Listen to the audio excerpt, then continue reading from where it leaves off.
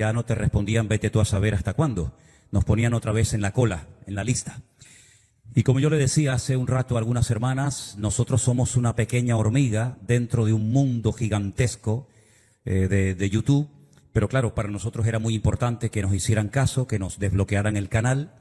Y bueno, sufrimos, como bien saben ustedes, un ataque, fue hackeado el canal, perdimos totalmente el control y esto dio pie para que en nuestro canal comenzaran pues a ponerse una serie de cosas que no tienen absolutamente nada que ver con nosotros, como el tema este de las criptomonedas y bitcoins y conferencias totalmente ajenas a la temática del canal. Pero bueno, gracias al Señor, creo que fue el martes, si no me equivoco, el martes de la semana pasada, que fue el canal hackeado y en menos de una semana, este martes haría una semana.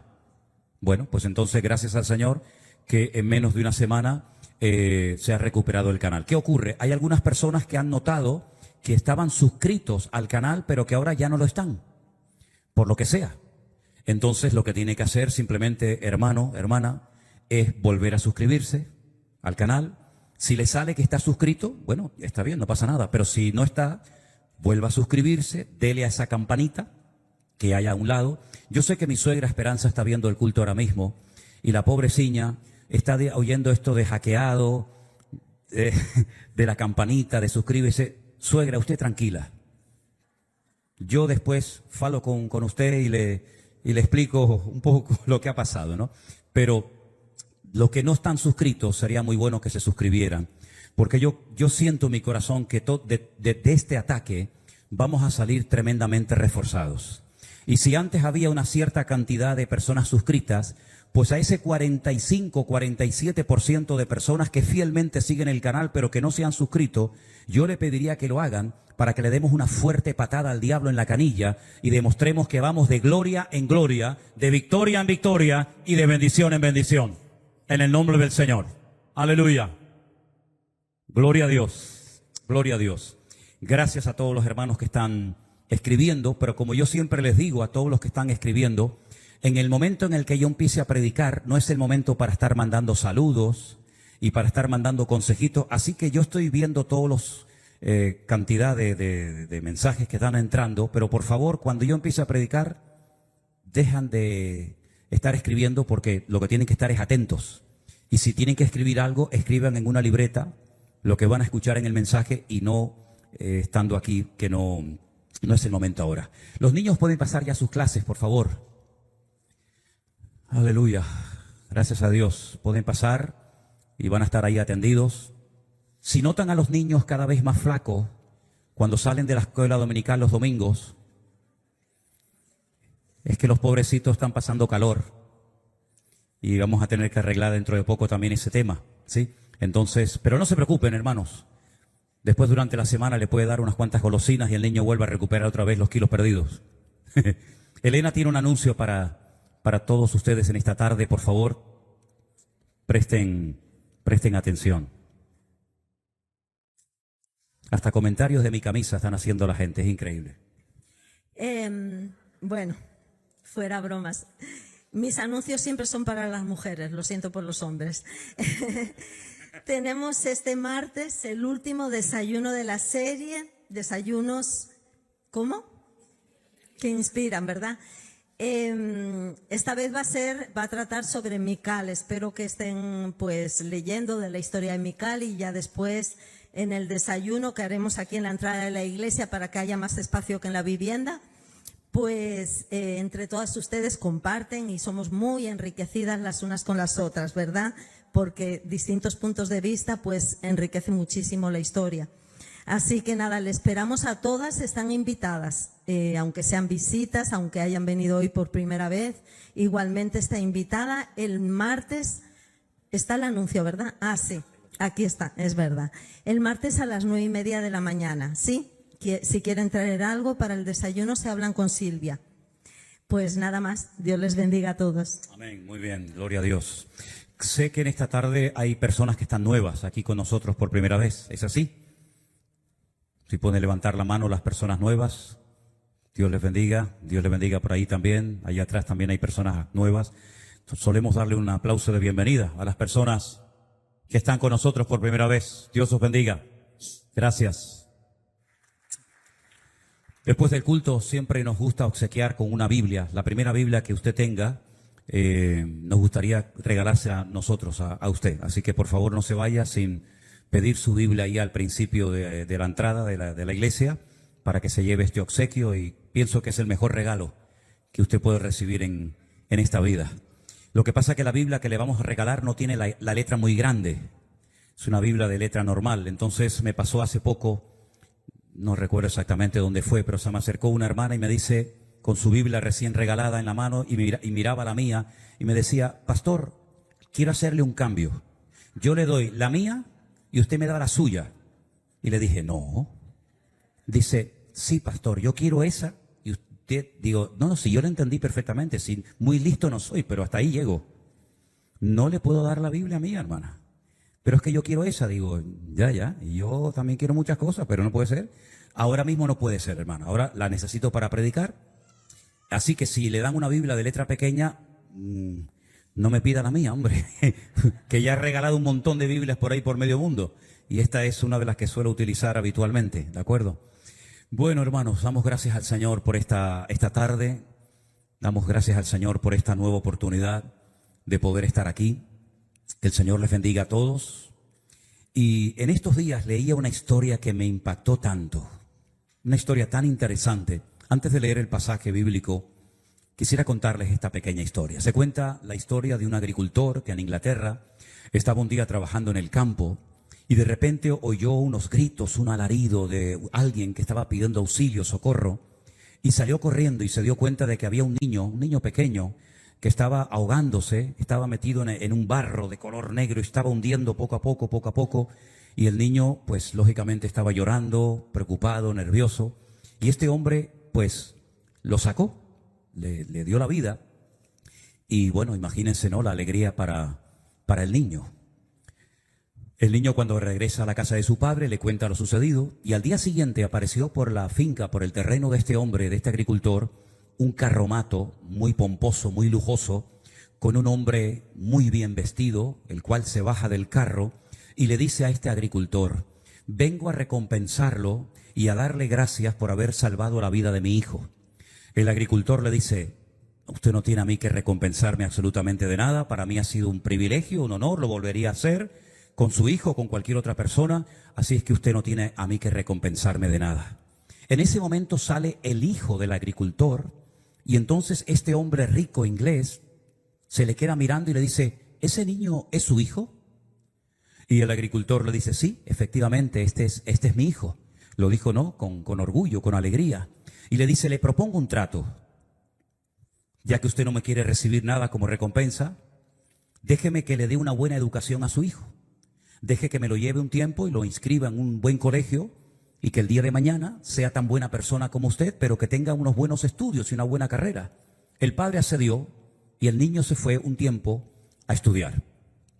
Con el paso del tiempo, ese niño se graduó de una universidad de medicina y llegó a ser conocido en el mundo entero como el doctor Fleming, el inventor de la penicilina.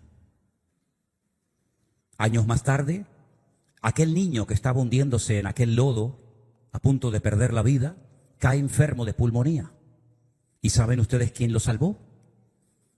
El doctor Fleming, con la penicilina que había inventado. Las vueltas que da la vida, ¿verdad? A veces un pequeño acto, un pequeño favor, un pequeño detalle puede cambiar toda una vida. Si analizamos a la luz de la palabra de Dios, a veces una palabra cambió una vida. No un gran discurso con una gran elocuencia, sino una simple palabra como, por ejemplo, sígueme. Y dejándolo todo, se levantó y le siguió. Y estoy hablando de Mateo, ¿verdad? Un publicano. O como, por ejemplo, aquella otra, levántate y anda. Simplemente 2 palabras. Y lo que 38 años de larga espera frente o junto al estanque de Betesda no pudieron hacer, esas 2 palabras, levántate, toma tu lecho y anda, le cambiaron la vida. Lázaro, sal fuera. Y unas palabras de Cristo con autoridad, diciendo previamente, Padre, gracias te doy porque sé que siempre me oye, le cambiaron la vida y resucitaron al pobre Lázaro que hacía 4 días que había fallecido. Pero también cuánto daño puede hacer, aunque sea una palabra mal dicha, a una esposa, a un hijo, a un amigo, a un marido.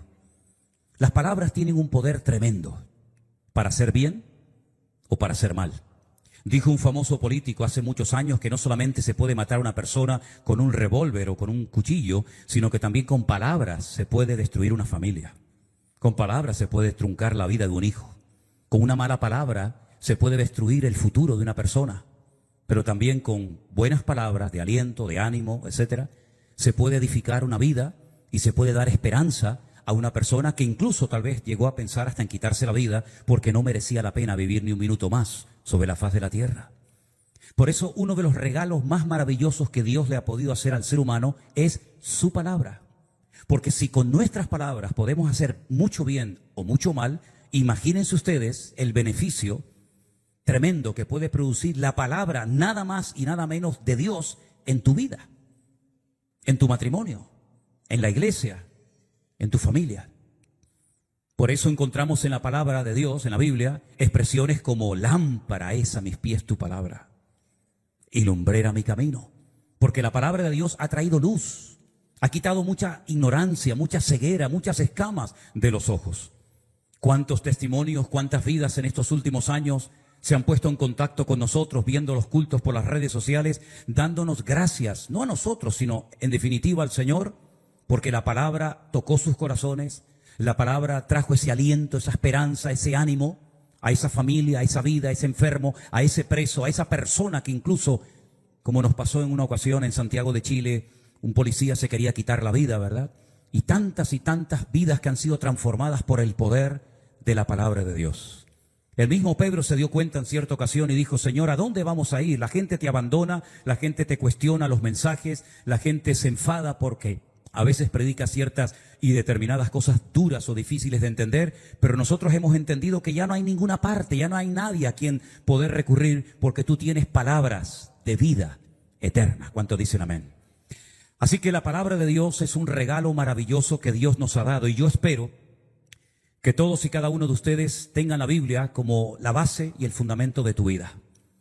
A veces la gente busca algo, pero cuando tú te empeñas en buscar algo que llene tu corazón, a ti realmente no te hace falta algo, a ti te hace falta alguien.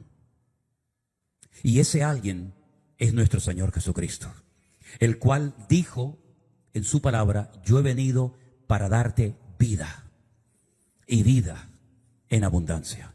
Hay gente que vive, pero una vida de miseria, una vida amargada, una vida solitaria, una vida sin propósito y sin sentido. Pero Cristo ha venido para darle orientación a tu vida. Cristo ha venido para darle propósito a tu existencia, para que tú sepas que tú no naciste ni estás en este mundo por casualidad. Claro, podías haber muerto en aquel accidente que tuviste, podías incluso haber muerto en el vientre de tu madre, pero Dios permitió que tú nacieras.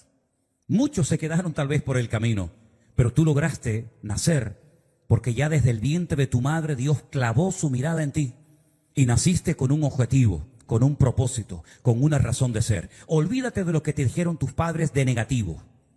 Olvídate de las palabras negativas, las palabras hirientes, malsonantes que has tenido que aguantar a lo largo de tu vida. Olvídate de eso ahora.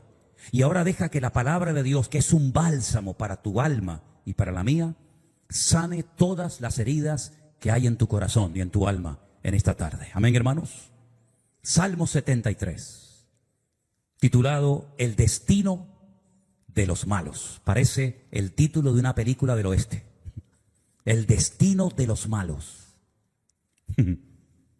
Es un salmo escrito por un tal Asaf. Quiero pedirles un favor. Yo creo que te va a hacer mucho bien, mucho beneficio si tú pones en práctica este consejo, esta petición que yo quisiera hacerles a ustedes en esta tarde. Asaf, desde el Salmo 73 hasta llegar al 83, él escribió todos y cada uno de esos salmos. ¿Quién era Asaf? Asaf era un músico muy conocido, muy utilizado, muy ungido en la época del rey David.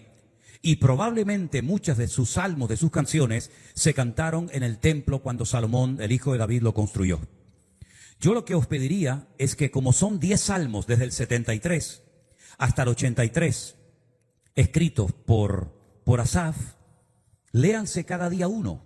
Claro, habrá días que tendrás que leerte 2, porque la semana que yo sepa tiene 7 días, y te estoy hablando de 10. Pero bueno, no pasa nada. Yo creo que durante toda esta semana, empezando por mañana, podemos leer todos los días 1 o 2 salmos, y el próximo domingo te habrás leído los 10 salmos de este famoso músico llamado Asaf, un hombre muy ungido en la música, tanto a la hora de componer canciones como de cantarlas, llamado Asaf. El Salmo 73 dice: ciertamente es bueno Dios para con Israel, para con los limpios de corazón. Evidentemente está hablando aquí un creyente, un hombre que conoce la historia de Israel y que sabe perfectamente que la vida, la existencia del pueblo de Israel se la debe a Dios. Por lo tanto, él parte de la base de que Dios ha sido bueno con Israel. Si alguien ha tratado bien a ese pueblo, si alguien ha amado y sigue amando a ese pueblo, sin lugar a dudas, es el Dios de Abraham, de Isaac y de Jacob, el Dios de Israel. Y él declara desde el primer texto que Dios ha sido bueno para con Israel y para con las personas que son limpias, puras de corazón. Pero dice en el versículo 2, en cuanto a mí, casi se deslizaron mis pies. Es decir, la declaración del versículo 1 está muy bien, es bíblica. Dios ha sido bueno con Israel y con nosotros. Por supuesto que sí, no hay la más mínima duda de que Dios ha sido bueno. Pero el hecho de que Dios haya sido bueno, pues no ha evitado que por poco mis pies se deslizaran. Y vamos a ver qué es lo que le estaba pasando a este músico llamado Asaf. Por poco resbalaron mis pasos. Y uno se pregunta, ¿por qué, Asaf? ¿Qué te pasó? Él mismo responde, porque tuve envidia de los arrogantes, viendo la prosperidad de los impíos. Ay, amigo, es que cuando nosotros desviamos nuestra mirada de Cristo y la ponemos en los hombres o en las circunstancias, también podemos deslizar o resbalarnos y apartarnos del camino. Dios es bueno, ha sido extremadamente bueno con nosotros, su pueblo, pero yo, al tener envidia y al ver la vida, el comportamiento de los arrogantes y su prosperidad, por poco resbalaron mis pies. Y dice el versículo 4, porque no tienen congojas por su muerte, pues su vigor está entero. No pasan trabajos como los otros mortales, ni son azotados como los demás hombres. Por tanto, la soberbia los corona. Se cubren de vestido de violencia, los ojos se les saltan de gordura. Logran con creces los antojos del corazón. Se mofan y hablan con maldad de hacer violencia. Hablan con altanería, ponen su boca contra el cielo y su lengua pasea la tierra. Es decir, él está describiendo la conducta, el comportamiento de las personas que no tienen a Dios. Su arrogancia, su soberbia, su forma de comportarse, su forma de hablar, su forma de actuar, a él lo ha conmovido. ¿Y cuántas veces puede ser que algunos de ustedes han dicho, pero Señor, yo te amo, leo tu palabra, creo en ti, y resulta que veo a gente que no creen en ti, gente que lleva una mala conducta, un mal comportamiento, gente que ha mentido, que ha manipulado, que ha hecho daño, y parece que les va mejor a ellos que a mí, que creo en ti y que confío en ti. Y parece que les sobra de todo y no tienen problemas y la vida les sonríe y dicen barbaridades contra el cielo, contra tu palabra y contra tu pueblo y como que no les pasa nada. Y ese era el dilema, esa era la situación en la que se encontraba Asaf. Dios es bueno, tú has sido tremendamente fiel con tu pueblo Israel, pero yo, Señor, al ver a la gente que me rodea, me pregunto, ¿merece la pena realmente amarte? ¿Merece la pena abstenerse de ciertas y determinadas cosas por llevar una vida correcta delante de ti? Porque yo veo que los que no creen en ti les va mejor que a nosotros. Porque yo veo que los que blasfeman tu nombre y se ríen de ti y menosprecian tu palabra y se meten con nosotros, parece que no les pasa nada y son más prósperos que nosotros. Bueno, ese dilema no solamente le pasaba a Asaf, sino que es algo que a lo largo de la historia ha sido un tema bastante repetitivo, ¿verdad? Pero vamos a ver cómo va transcurriendo la conversación, el relato de lo que Asaf nos está diciendo. Por eso Dios hará volver a su pueblo aquí, y aguas en abundancia serán extraídas para ellos. Y dicen, ¿cómo sabe Dios? ¿Y hay conocimiento en el Altísimo? He aquí estos impíos, sin ser turbados del mundo, alcanzaron riquezas. Verdaderamente en vano he limpiado mi corazón y he lavado mis manos en inocencia, pues he sido azotado todo el día y castigado todas las mañanas. Hermanos, cuando pasamos por distintas pruebas, circunstancias difíciles de la vida, hay varias opciones. Una de ellas es la que está ahora mismo haciendo Asaf: quejarnos, quejarnos y quejarnos. Y con eso no sacamos absolutamente nada, porque la queja ni soluciona nada, sino que además nos va envenenando cada día más y más. Y nos damos cuenta de que al final, en vez de estar disfrutando de nuestra comunión y de nuestra relación con Dios, lo que estamos es mirando la conducta de los demás en vez de mirar la bondad de nuestro Dios, su misericordia, su fidelidad, etcétera, etcétera. Si dijera yo, hablaré como ellos, he aquí a la generación de tus hijos engañaría. Cuando pensé para saber esto, fue duro trabajo para mí. Por poco Asaf termina dejándose arrastrar por la forma de vida de los impíos, de los incrédulos, de los que no creen en Dios. Por poco Asaf cae en la trampa, en el error de decir: no merece la pena la santidad, el orden, la obediencia, la oración, la lectura de la palabra. No merece la pena. Total, ¿de qué me sirve? Mira cómo viven ellos y mira cómo vivimos nosotros. Por poco Asaf cae en la red, en la trampa del enemigo, y cree en la gran mentira que la prosperidad de los impíos es eternamente y para siempre, cuando es todo lo contrario. Es verdad que puede ser que algunos impíos inconversos prosperen y aparentemente les vaya bien, pero la prosperidad de los inconversos es muy fugaz, es muy corta, es muy efímera. Sin embargo, dice la Biblia que aunque pasemos por aflicciones en este momento, la gloria venidera que en nosotros ha de manifestarse es mucho mayor que cualquier sufrimiento que hayamos podido experimentar a lo largo de nuestras vidas. Claro, somos humanos, somos de carne. Por muy cristianos y por muy creyentes que seamos, no significa de que no tengamos en un momento determinado la debilidad o la tentación de quejarnos o de mirar a donde no tenemos que mirar. Después veremos algunos ejemplos bíblicos. Pero fíjense cómo cambia radicalmente el tono, la línea de la conversación, cuando Asaf hace algo tremendamente interesante. Él ve por un lado que Dios es fiel. Él ve por un lado que Dios es bueno para con su pueblo. Pero por otra parte mira el comportamiento, la conducta, la forma como viven los impíos. Y entonces dice: por poco resbalan mis pies y por poco me meto en esa trampa, comportándome, actuando y hablando como ellos. Él está poniendo su corazón encima de la mesa. Él no está ocultando sus emociones, sus sentimientos. Él está diciendo lo que le pasa. Él tiene una lucha interior. ¿Quién no ha tenido en un momento determinado una lucha interior, una lucha consigo mismo? La tuvo Jacob, la tuvo Jeremías, la tuvo Daniel, la tuvieron tantos personajes de la Biblia, incluso hasta el mismísimo apóstol Pablo, que llegó a decir: miserable de mí, ¿quién me librará de este cuerpo de muerte? Pero hay un momento en el que todo cambia, y es lo que hizo en el versículo 17. Él dice: por poco resbalan mis pies, por poco me dejo arrastrar por los impíos, hasta que entrando en el santuario de Dios, comprendí el fin de ellos. En otras palabras, cuando nosotros bajamos la guardia y miramos a las circunstancias, a los vientos, a las tormentas y a las olas de la vida, nos puede pasar lo mismo que le pasó a Asaf, ¿o no? Sin embargo, hay un momento en el que él va a la casa de Dios, que en aquel momento era el templo de Jerusalén, y dice que simplemente por estar en el lugar indicado, bajo la cobertura y bajo la presencia del Señor, dice: allí fui cuando comprendí lo que le iba a pasar a toda esta gente que acabo de describir hace un rato. A los que se burlan de Dios, a los que nos menosprecian, a los que hablan mal contra ti. Cuando entré en tu presencia yo comprendí.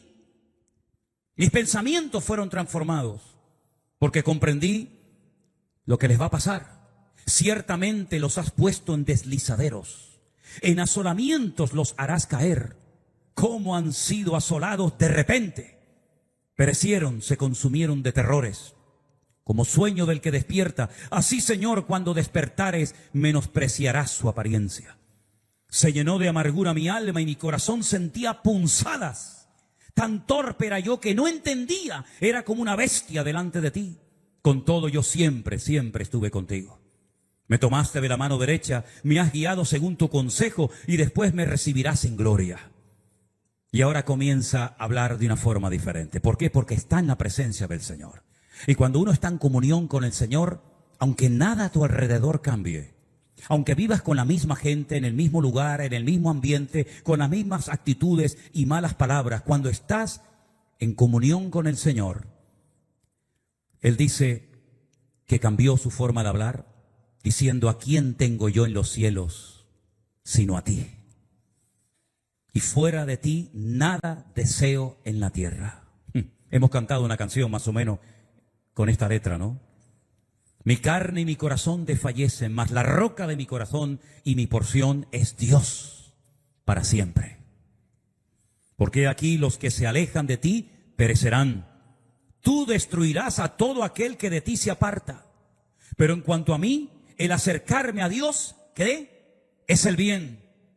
He puesto a Dios, el Señor, por mi esperanza para contar todas tus obras. ¿Cuántos dicen un fuerte amén?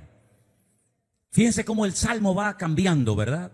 Empieza haciendo una declaración tremenda. Uno parece que con esa declaración, con esa idea de que Dios es bueno para con nosotros, todo va a ir en una línea, pero no nos equivocamos. Él pone sus sentimientos encima de la mesa y dice: se ríen, se burlan, hacen lo que les da la gana, prosperan, parece que todo les va bien, nosotros lo pasamos mal, siempre con crisis, con poco dinero, no puedo comprarme esto, no puedo ir para acá. Y miro a los inconversos que mienten, que engañan, que blasfeman, que adulteran, que fornican, que hacen de todo, y parece que la vida les sonríe. Y yo, que soy cristiano, parece que soy siempre el pobrecito en el barrio, en el colegio, donde me encuentre. Pero cuando entró en la presencia del Señor dijo: no, para un momento. No estoy hablando correctamente. Me estoy haciendo daño con la forma como hablo. Me estoy tirando piedras contra mí mismo. Esto me pasa porque tenía que estar más tiempo en la presencia del Señor, y estando en la presencia del Señor he llegado a la conclusión de que todo lo que ven mis ojos es pasajero. Porque la Biblia dice que lo que ven nuestros ojos todo es pasajero, pero lo que no vemos es eterno. Y ahora vivimos por fe. Y como dijo alguien, los sufrimientos y las tristezas de la vida no son para los animales. No son para los animales, son para los seres humanos. Pero cuando le damos demasiado lugar a la tristeza, al lamento y a la congoja, nos estamos comportando peor que animales. Es decir, la tristeza forma parte de la vida. El mismo Señor Jesucristo dijo en cierta ocasión: orad por mí, hoy mi alma está triste hasta la muerte. Analizando los distintos personajes de la Biblia, a los cuales yo evidentemente no les llego ni a la suela del zapato a ninguno de ellos, pensaba por ejemplo en Elías. Un hombre que está en el Monte Carmelo. El Monte Carmelo es una cordillera montañosa que llega casi desde arriba, desde la montaña hasta casi hasta el mar. Y estando allí en muchas ocasiones, me venía el pasaje de Primera de Reyes capítulo 18, cuando este hombre desafía a cientos de profetas falsos y les dice: si vuestro Dios es el verdadero, adórenle y honrenle y ya está. Pero si vuestro Dios es falso, si vuestro Dios es el verdadero, adoradle. Y si es falso, dejad de adorarle. Y entonces él los desafió con aquello, ¿verdad? De matamos un becerro, un carnero, y el primero que caiga al fuego. Todos conocemos la historia. La palabra de Dios nos dice que los enemigos quedaron avergonzados. Ellos clamaban a sus dioses pensando que sus dioses les iban a oír y por consiguiente responder, pero fue un fracaso. Fue un fracaso total. Recapacitaron, pidieron perdón, se convirtieron al Dios de Elías. No, siguieron con lo mismo. Entonces dice la Biblia que allí perecieron los 400 profetas de Baal. La reina Jezabel, que era la que financiaba, la que aportaba dinero de la corona para financiar ese culto falso, pone precio a la cabeza de Elías y Elías sale corriendo, muerto de miedo por el decreto que la reina Jezabel acaba de pronunciar. La Biblia dice que se mete dentro de una cueva y dentro de una cueva comienza a decir, como Asaf, un montón de tonterías. Estoy solo, nadie adora y honra tu nombre, todos han doblado sus rodillas ante el culto de Baal, y finalmente le dice a Dios: quítame la vida, ya no aguanto más, estoy harto, estoy cansado, Ni la reina Jezabel se ha convertido, ni el rey, su marido tampoco, ni nadie se ha convertido, estoy solo. Y el Señor es cuando le cambia esa línea de conversación, de expresión, y le dice, no estás solo, Elías. Hay 7,000 personas en el país. Era un país pequeño, era en aquellos tiempos, ¿no? Hay 7,000 personas que no han doblado sus rodillas ante Baal. El que él se sintiera solo no era la verdad. El que él no conociera a esas 7,000 personas fieles que amaban al Señor y que honraban a Dios no significa de que no estuvieran allí. Incluso llegó a pedirle a Dios que le quitara la vida. Bueno, algunos dirían, bueno, el hombre estaba deprimido. Tenían que haberle dado algo de medicamentos o llevarlo a un psicólogo, a un psiquiatra, porque el hombre pues tiene una depresión profunda. ¿Y qué me dicen ustedes de Juan el Bautista? Juan el Bautista fue el primero que públicamente dijo, este es, mírenlo ahí, mírenlo, este es el Cordero de Dios, que quita el pecado del mundo. El Cordero era un animal sagrado que se utilizaba para los sacrificios en el templo de Jerusalén. Pero a él ahora apunta a un ser humano, él ahora apunta al Mesías, al Señor Jesús, y dice, este es el Cordero de Dios que quita el pecado del mundo. Óiganlo a él, porque es necesario que yo mengüe, pero que él cada día crezca más. Y así fue lo que pasó. Él preparó el terreno para que cuando viniera el Mesías la gente lo reconociera y la gente le siguiera. Y entonces resulta que este hombre termina con sus huesos dando en la cárcel, solo. Ya nadie lo visita, ya no es conocido, ya no es popular, ya nadie le oye la predicación que daba. Después de haber oído el país entero el mensaje de Juan el Bautista, ahora está más solo que la una en la cárcel. Y mandó tal vez a los 2 últimos discípulos fieles y les dice, quiero que vayan y le pregunten a ese hombre si él es el que había de venir o tendremos que esperar a otro. Hace un año atrás dijiste en público, este es el Cordero de Dios que quita el pecado del mundo. Y el día que lo bautizaste, porque Juan Bautista bautizó al Señor Jesús en el río Jordán, Dios habló con voz audible y dijo, este es mi Hijo amado en el cual tengo toda complacencia. Óiganlo a él. ¿Cómo es posible que en menos de un año hayas pasado de ese nivel de fe tremendo ahora a llegar a dudar de que él es el verdadero Mesías? Qué humanos somos, ¿verdad? Si yo hubiera sido Juan el Bautista, probablemente en vez de haber puesto Juan el Bautista mandó a 2 de sus discípulos a preguntarle esto al maestro, hubieran puesto el pastor o José Manuel Sierra mandó a 2 discípulos, mandó a Anderson y a Jerónimo, Anderson y a cualquier otro. Oye, vayan y pregúntenle al Señor, ¿creen ustedes que no? Cada vez que nosotros decimos, no, yo no hubiera actuado nunca como Juan el Bautista, yo nunca hubiera dicho lo que dijo Pedro, yo nunca hubiera actuado como Tomás, te confundes. Y puede ser que estés confiando demasiado en ti misma. Porque la Biblia dice que el que piensa estar firme, mire que no caiga. Y gente mucho más espiritual y más grande en cuanto a la fe que nosotros, tropezaron y cayeron. Y dudaron. En principio la duda, si se la presentamos delante del Señor, Dios puede tratarla. Y Dios puede darnos fuerza y valor para seguir adelante en la batalla. Pero el caer herido en la batalla no es una deshonra. La deshonra es quedarse postrado. La honra del soldado no está en que cae, sino en que sabe levantarse y seguir en el campo de batalla peleando para su Dios. ¿Cuántos dicen amén? Asaf estaba pasando un momento difícil, como seguramente lo tuvo que pasar José en Egipto, no me digan a mí. Estar en Egipto por haber contado unos sueños proféticos verdaderos, genuinos de Dios. Sus propios hermanos lo venden, aunque realmente lo que querían era matarlo. Termina dando otro con sus huesos en la cárcel por un delito que no había cometido. Y constantemente la Biblia reitera la frase, la expresión, pero Dios estaba con José. Pero Dios estaba con José. ¿Dónde estaba Dios con José?, dirían algunos. ¿Dónde estaba el día que me lo metieron en un pozo? ¿Dónde estaba el día que sus hermanos quisieron matarlo? ¿Dónde estaba el día que lo compró Potifar? ¿Dónde estaba el día que la mujer de Potifar quiso abusar de él y acostarse con él? ¿Dónde estaba el día que lo metieron en la cárcel? Dios estaba con José. Porque si no hubiera estado Dios con José, José nunca hubiera vivido ni un minuto, porque fuera de la presencia de Dios no tenemos ninguna esperanza de vida.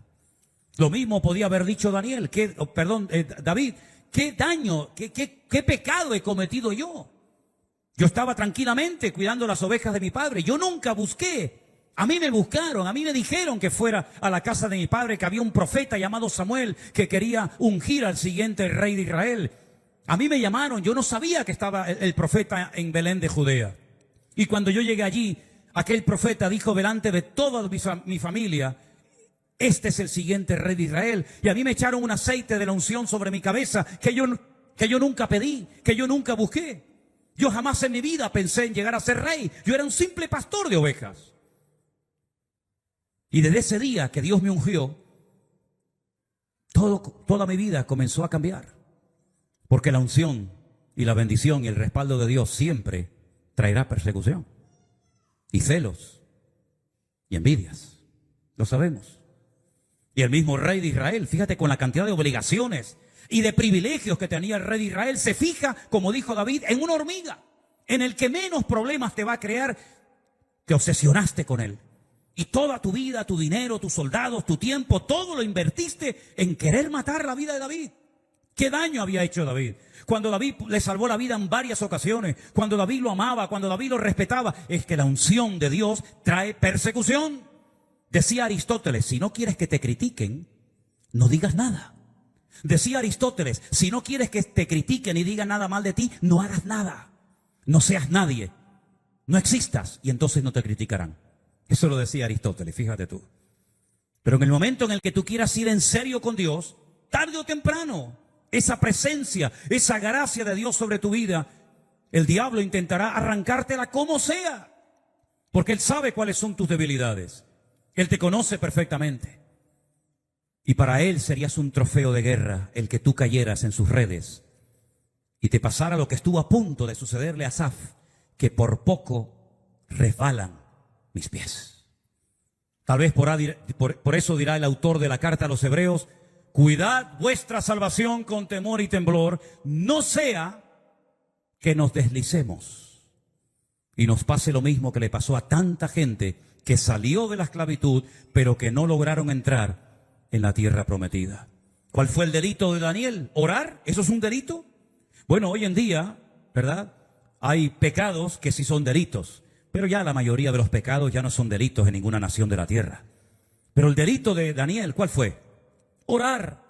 No respetar el decreto de que no se podía orar durante un tiempo. Y él oraba por la mañana, por la tarde, por la noche, todos los días de su vida. Y por esa causa lo meten en un foso lleno de leones. Dios lo guardó, Dios lo protegió, pero estuvo toda la noche con los leones. ¿Cuál fue el delito de Jeremías? Advertir que si no se arrepentían, la ciudad de Jerusalén sería tomada y saqueada. ¿Cuál fue el pecado? ¿Cuál fue el crimen que cometió Jeremías, que durante 40 años no le taparon la boca? Aunque lo azotaron, aunque lo metieron en un pozo, diciendo se arrepienten y se humillan y piden perdón, o nos van a destruir el templo y se van a llevar todos los tesoros a Babilonia. ¿Ese fue el delito de Jeremías? Pues ese fue el delito de él. Por eso dice la Biblia que en alguna ocasión dijo, no voy a hablar más, voy a cerrar la boca y no quiero hablar más. Pero dice que cuando no quería hablar, un fuego de Dios ardía en su corazón. ¿Y Job? ¿Conocen a Job? ¿Qué delito cometió este hombre? ¿Qué mal hizo? Un hombre justo, un hombre del cual Dios presumía. Y sin embargo, pasó por una serie de pruebas terribles, pero en todas y en cada una de ellas, el Señor estuvo a su lado y lo fortaleció y lo ayudó. Y al final de sus días, fue restaurado y puesto no como estaba antes, mucho mejor de lo que estaba antes. De cada ataque que suframos, escuchen bien esto. Si no te acuerdas de nada del mensaje, quédate con esto. De cada ataque que suframos, de cada sacudida, de cada pataleta del diablo contra nosotros, saldremos cada vez más fortalecidos. No te quepa la menor duda. Pasaremos por la tormenta, pasaremos por la sacudida, pero de todas y cada una de las pruebas saldremos cada vez más fortalecidos y más firmes en las cosas del Señor. Este último ataque que ha experimentado el ministerio, la iglesia, donde ha tratado el enemigo, usando la tecnología, me da igual, pero usando este medio para taparnos la boca, para no seguir ministrando por lo menos durante un tiempo más. De este ataque hemos salido más fortalecidos y estamos plenamente convencidos que las sorpresas que están preparadas en nuestro camino en los próximos días, ni siquiera todos juntos somos capaces de imaginarnos las bendiciones que vendrán próximamente. Y lo mismo pasa a nivel personal, a nivel familiar, a nivel matrimonial. Cada problema que ustedes pasen, o se destruye todo, o se fortalece aún más la relación. Siempre pasa así. Viene la sacudida, o te agarras a Dios, o te rebelas contra Dios, y si te rebelas y te apartas del Señor, se derrumba el matrimonio, se derrumba el ministerio, se derrumba el amor, desaparece todo, y al final tu postrer estado viene a ser peor que el primero. O la segunda opción, la mejor, es agarrarnos al Señor, orar a Dios, decirle: Señor, estoy luchando conmigo mismo, tengo mis dudas, tengo ganas de morirme, como decía Elías, dudo, pienso esto, pienso lo otro, se me va el sueño. Le cuentas a Dios todo lo que quieras, porque a Dios hay que contarle nuestras batallas y a la gente nuestras victorias. No lo hagas al revés, no le cuentes a la gente tus tragedias y al Señor tus victorias. Al contrario, tú tienes que tener tu jardín de Getsemaní, donde aprendas a quebrantarte, donde aprendas a orar allí solo. Aunque digas: pueden orar por mí y nadie se acuerda, no importa, pero tú y Dios sois mayoría. Y cuando sales del jardín de Getsemaní, podrás decir: sí, yo soy. Y entonces verás la gloria del Señor. Pero es inevitable que seamos sacudidos de una u otra manera. No tengas miedo a ser zarandeado, no tengas miedo a ser sacudido. A mí no me gusta, yo no soy tan fuerte como ustedes piensan que soy. Tengo mis dudas y mis batallas y mis luchas. Durante muchísimos años, muchos años, batallé con un enemigo llamado el desánimo. Terrible, unas luchas personales tremendas. Y todavía sigo con eso. Pero diga al débil: fuerte soy, dice el Señor. Y es cuando uno se siente más débil, impotente, incapaz que nunca, cuando ves la grandeza, el favor y el respaldo de nuestro Dios. Así que si alguien está pasando en este momento aquí, o de los que nos están viendo en casa, por alguna situación en la que dices: Señor, yo ya no aguanto más. ¿De qué me sirve el haber orado tantos años por mi hijo? ¿De qué me sirve haber leído tu palabra? ¿De qué me sirve haber estado en el ministerio sirviéndote, dando siempre la vida por los demás, olvidándome a veces de mí mismo? Pues hermanos queridos, todos estos personajes como José, David, Daniel, Jeremías, Job, Pablo, Pedro, Santiago, etcétera, todos en este momento recibieron su galardón, porque la Biblia dice que Dios no es olvidadizo para olvidar todo lo que hemos hecho por amor a Él y a su obra, y el Señor recompensará a cada uno en su debido momento. Pero la recompensa no viene de abajo, la recompensa viene de arriba, aunque dice la Biblia, y de vez en cuando también el Señor nos da el privilegio de experimentar esto, que los que sembraron, los que sembramos con lágrimas, con regocijo, segaremos. ¿Es que acaso no estamos agradecidos y contentos con el Señor por ver la cosecha tan grande que el Señor nos ha permitido ver y la que queda todavía por ver? Amén, hermanos. Démosle cada día gracias y gloria al Señor y nunca apartemos nuestra mirada de Cristo, porque mirándolo a Él podremos estar firmes contra cualquier acechanza del enemigo, porque todo lo podemos en Cristo, que nos fortalece. Amén, hermanos. Cierra tus ojos, por favor, ahí donde estás en esta tarde. Aleluya.